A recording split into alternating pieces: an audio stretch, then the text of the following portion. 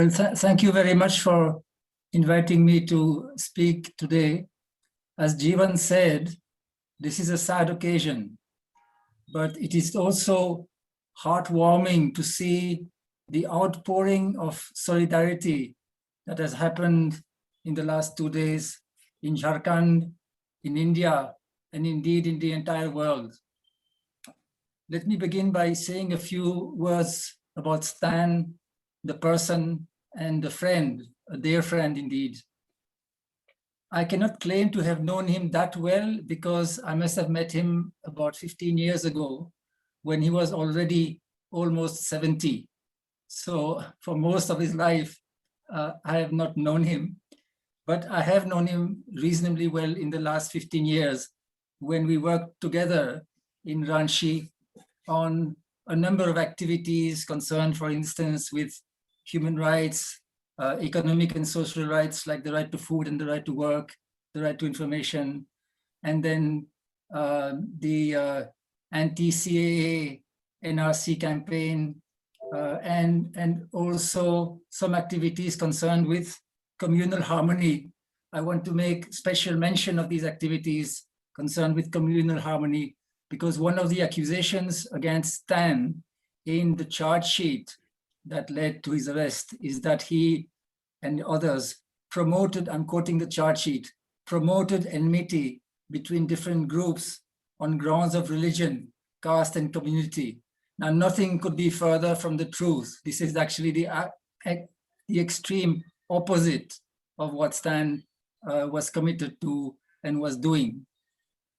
So you don't have to read beyond that to know that the charge sheet is actually a morass of untenable accusations. I'll come back later to that if there is time, but I want to continue to talk about Stan, the person.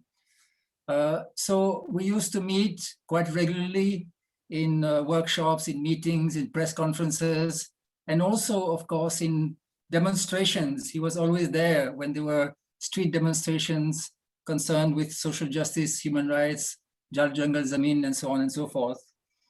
In all these events and activities, and I can see many people from Ranchi among the participants in this meeting, so I'm sure they'll be able to add to that. In all these activities and events, Stan came across as a remarkably gentle person, very committed, very principled, very patient, very generous, essentially a really good person and an inspiration for us all. He was a towering figure in Ranchi, loved by all. I am not aware that he had any enemies. And the fact that the chief minister himself came to his defense in public several times tells you the kind of regard and affection that people had for him in Jharkhand. He had a special commitment, of course, to Adivasis. I think he had a very clear and deep conviction that Jharkhand was a kind of internal colony and that the land really belonged to the Adivasis who had been there for centuries. He often said, "Ek inch zameen nahi denge." He was very clear that any kind of forced displacement was unacceptable and that nothing could be done in Jharkhand without the consent of local people, especially Adivasis. That is what also led him naturally to support movements like the Pathalgadi movement, which is essentially a largely non-violent movement for local self-government. And I think it is partly by association with some of these movements which are considered, wrongly considered, subversive by the Indian state, that he came to be considered suspect and inconvenient. And that is, I believe, what led the state to go after him. He also had another very strong commitment, especially in the last few years, and that was to under trials. As you all know, there are large numbers of under trials in India, something like 70% of the prison population, mostly people who have no defense, whose trial goes on for years. Very often they don't know the status of their trial. They are exploited by greedy lawyers, and by the time they come out, very often acquitted because they're actually, at least in the UAP cases, mostly there's no evidence against them. And the conviction rate is as low, I'm told, as 2%. But by the time they come out, their lives have been ruined, and also often the lives of their families who had to sell their assets to pay for the litigation costs and so on and so forth. So Stan had a very strong commitment to under trials, including, of course, UAPA under trials.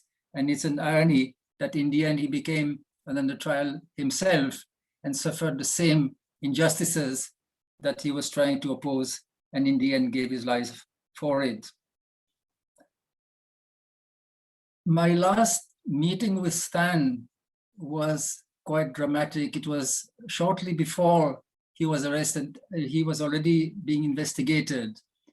And in that meeting, it was just him and me in his room. He lived, as you know, in Bagaicha, outside Ranchi, a kind of retreat he had set up where there were all kinds of meetings and conventions and workshops and training programs and so on and so forth.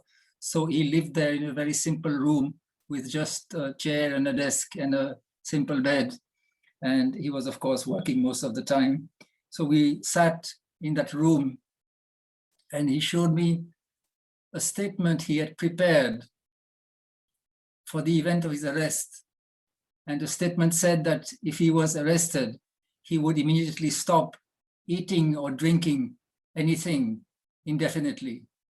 It was obviously a disturbing statement because he would have died quite quickly if he had done this. So I tried to dissuade him. I think others also to whom he had shown that statement tried to dissuade him. And because he listened to his friends, I think he gave up on that idea.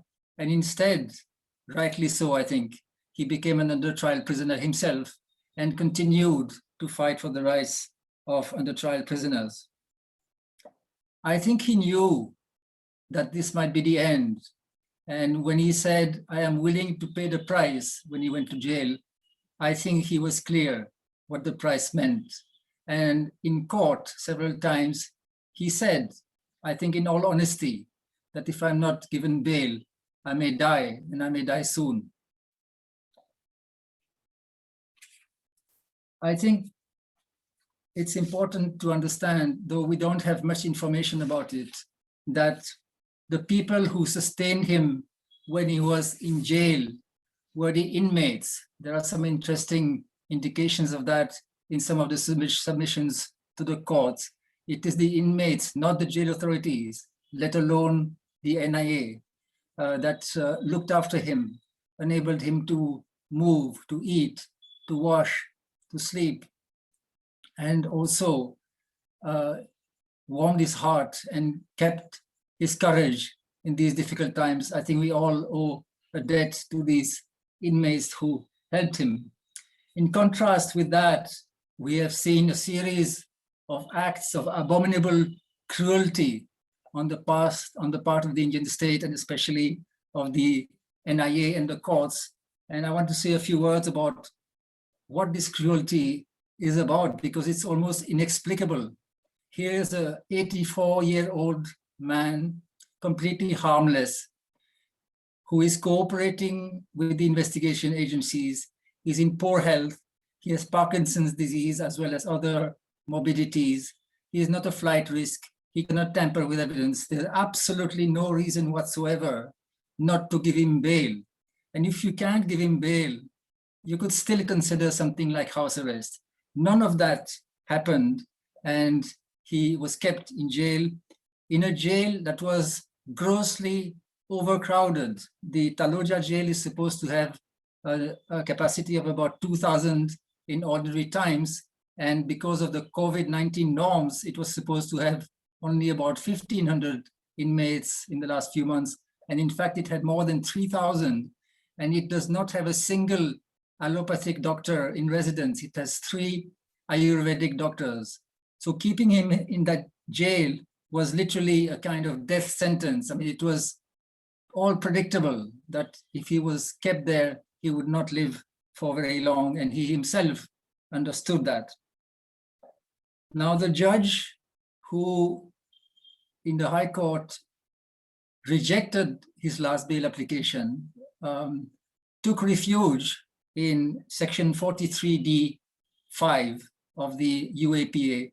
I think most of you would have heard of it, which basically says that the person cannot be given bail if there is a presumption that the evidence against that person is incriminating and that the person is guilty. Now, firstly, that is a completely wrong principle, because it basically says that the person should be considered guilty until proved innocent, and it's complete opposite of the fundamental principle of justice. But also, I think in this case, anyone who has read the charge sheet, and I read it, or every single line of 186 pages of the, this is the supplementary charge sheet on the basis of which Stan was charged. Anyone who reads that will understand that there's absolutely no substance in the accusation, in the evidence against him. There's hardly anything against Stan in that charge sheet. I mean, there are only insinuations about him being in touch with so-and-so and then possessing certain documents and so on and so forth. The only thing that may look vaguely incriminating, according to this charge sheet, is that some documents were seized from Bagaicha. I guess it may not even have been from his room, it may have been even from the library, including some party documents of the Communist Party of India, Maoist. These documents are listed in the charge sheet, and they are almost like in the public domain. I mean, they are documents that might be embarrassing to have, but there's nothing illegal about having them. So I suspect that the judge didn't really read the charge sheet, and that if he had done that, he might have given bail to Stan. Now, given that this rejection of bail and the treatment that Stan received after that, including initially not being vaccinated against COVID and so on and so forth, being denied a SIPR despite being a Parkinson's patient, all this abominable cruelty, what does it mean? I mean, it could just be stupidity. I mean, nothing can be taken for granted these days. It could just be idiocy. More likely, it's a kind of demonstration of ruthlessness. It's an effort to send a signal that any dissenter exposes himself or herself to this kind of treatment. But that would explain the attitude of the NIA, but it would not explain the attitude of the judge. So I think there's an even simpler explanation. It's not even an explanation, it's an observation that this is the way most UAPA cases are handled. Rejection of bail has become the norm. It's almost automatic. A couple of days ago, I received an SMS from Stan's lawyer. She said, I also bring to your notice the terrible nature of the NIA special courts. They are like mouthpieces of the prosecution. They literally reject all applications. So in that sense, there was nothing unusual about the way Stan has been treated. This is the way almost all UAPA under trials are treated. So that brings me to the last point, which is I think we have to really understand that all this is not only about Stan, it's about the plight, the condition of all the UAPA under trials, and for that matter, all the under trials in India. And Stan himself insisted again and again that it's not just about me, it's about all the under trials. And so if we want to honor Stan's memory, I think the best thing we can do is to continue the battle for justice to all the under trials in India. Finally, again, based on reading of this charge sheet, I feel, I'm sorry to say, that there are going to be more arrests in this case or related cases, because it is clear that the Bhima Koregaon affair is just a peg to go after an ever-widening circle of inconvenient people. If you read the charge sheet, there's absolutely nothing that connects Stan with Bhima Koregaon. I mean, there's no stretch of the imagination by which he could have anything to do with it. He had never been there, so far as I know. And it's absolutely unclear what he could have had to do with what was happening there. So he is not part of anything to do with Bhima Corrigans. He's a person who has been implicated in this ever-widening circle of inconvenient and suspect people, starting off from Bhima Corrigan, but possibly going very much further, because the charge sheet lists a long list of organizations, calling them front organizations of the CPI Maoist. And if you know, in the schedule of the UAPA, which lists the organizations that are considered to be engaging in these unlawful activities, the CPI Maoist is the only one where it says CPI Maoist and all its formations and front organizations. So on the one hand, any front organization can be considered criminal. And then reading this charge sheet, you can see that a very long list of organizations can be projected as being frontal organizations, including, for example, the Committee for the Defense of Sai Baba. So if you form a committee to defend any of the Bhima Corrigan accused, you expose yourself to being seen as a front organization of the CPI Maoist. So, you know, it can go very far, and I fear that there may be further arrests in the near future. I'll end here. Oh, I want to end by quoting Amon Hennessy. You may not be very well known to many of you. He was an American revolutionary, nonviolent revolutionary, and he said this: love without courage and wisdom is sentimentality, as with the ordinary church member. Courage without love and wisdom is foolhardiness, as with the ordinary soldier. Wisdom without love and courage is cowardice, as with the ordinary intellectual. Therefore, one with love, courage, and wisdom is one who moves the world. And that was Stan. Thank you.